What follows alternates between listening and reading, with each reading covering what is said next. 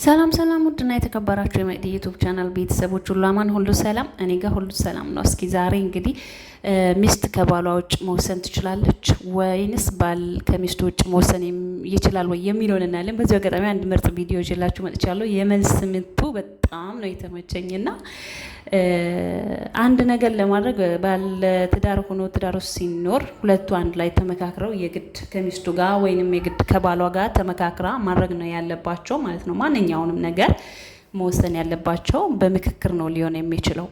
እና አሁን አሪፍ ቪዲዮ ይዤላችሁ መጥቻለሁ። ቪዲዮውን ገባ ብለን ቀኘት እናደርገዋለን ማለት ነውና እኔ የእውነት ቪዲዮውን አይቼው በጣም ነው የወደድኩት ማለት ነው። የሰውየው መልስ ምቱ በጣም ነው የተመቸኝና እስኪ ከሱ ተማሩ።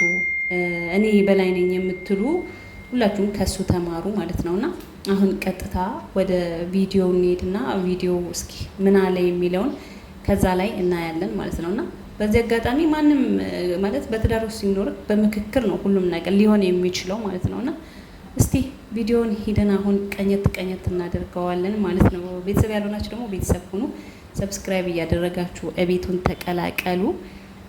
በጣም ይሞቃል ደግሞ ዛሬ ማለት ነው ጌታ።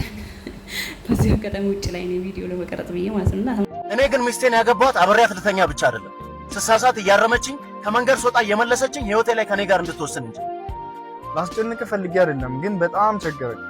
እረዳሃለሁ እኮ ግን ደግሞ የጠየቀኝ ገንዘብ በጣም ብዙ ስለሆነ ባለቤቴን ማማከር ይኖርብኛል። ምንድነው አንተ ደግሞ በትንሹም በትልቁም ባለቤቴን ላማክር የምትለው? በስተት ችግር ውስጥ ገብቼ ነው። እንዴት አትረዳኝም አንተ? ምን ሆነሃል? አንተ ራስህ ለምን አትረዳኝም?